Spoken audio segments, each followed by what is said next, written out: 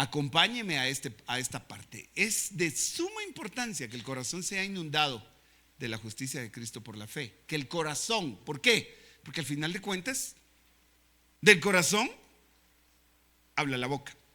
Si la lengua es capaz de hablar de la maldad, de la iniquidad y de todo lo que contamina, ¿qué sucede? ¿Y por qué pasa? Porque de eso es de lo que el corazón está impregnado. Pero cuando la justicia de Dios llena un corazón, ¿de qué cree que va a hablar? ¿De qué cree que va a hablar? Precisamente de la abundancia del corazón. Entonces es importantísimo ver que en Romanos 18 se diga, pero dice, cerca de ti está la palabra, en tu boca y en tu corazón. Así empieza este relato desde el versículo 9. Cerca de ti está la palabra, en tu boca y en tu corazón. Es decir, la palabra de fe que predicamos. ¿Cuál es la palabra de fe que predicamos?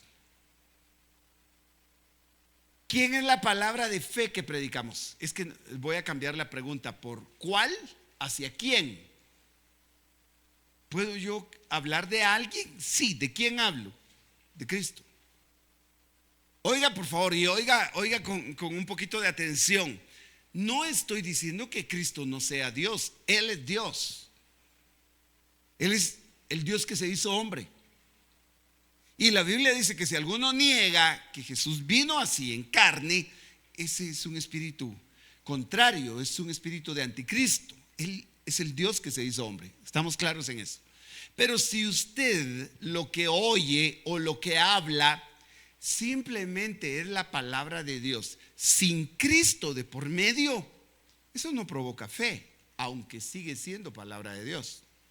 ¿Cómo así? ¿Cómo así? ¿Cómo así? A ver, ¿los 10 mandamientos hablan de Cristo? Pregunto, ¿los 10 mandamientos hablan de Cristo? No. ¿Y podemos predicar de los 10 mandamientos? Sí. ¿Son palabra de Dios? Por supuesto. ¿Pero me provocan fe? No. ¿Qué es lo que me invita? ¿A qué me invitan los 10 mandamientos? A obedecer. Lo cual no está mal. Pero por obedecer parcialmente, yo no tengo aprobación de Dios. La ley exigía ser guardada en su totalidad. Decía exactamente, lo vimos el domingo en el tema. Las bendiciones se activan por la fe. Ese fue el tema del domingo y pudimos detenernos para identificar maldiciones o bendiciones en el área económica, en el área de la salud, en el área familiar. Pero lo impactante es que esas maldiciones vinieron por no guardar toda la ley, por guardar parcialmente algunos mandamientos. Vine a dar la vuelta en todo esto porque regularmente oímos hablar de Dios, oímos mensaje tras mensaje, oímos en la tele, en la radio, en las redes sociales, y ustedes se empiezan a dar cuenta que hay una exigencia religiosa que no es malintencionada, pero no es la ruta correcta desde la palabra de Dios para producir fe.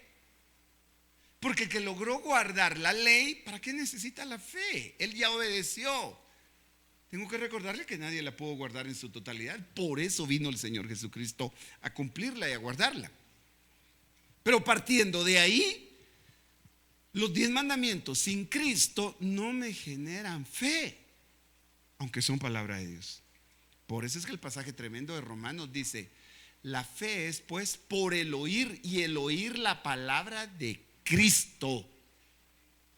Solo encontré una versión, siempre se lo he dicho, que dice la palabra de Dios. Sobre más de 20 versiones que dicen la palabra de Cristo. Y quizás el traductor, creo que fue una de las versiones de Reina Valera, que dice la palabra de Dios. Pero todas las demás versiones hablaron del Cristo, del ungido, que sería el término para la palabra Cristos o Cristo. Bueno, no voy a entrar en el detalle ahí ahorita. Entonces, cerca de ti está la palabra, en tu boca, en tu corazón, es decir, la palabra de fe. Y la palabra de fe necesariamente va a hablar de Jesús.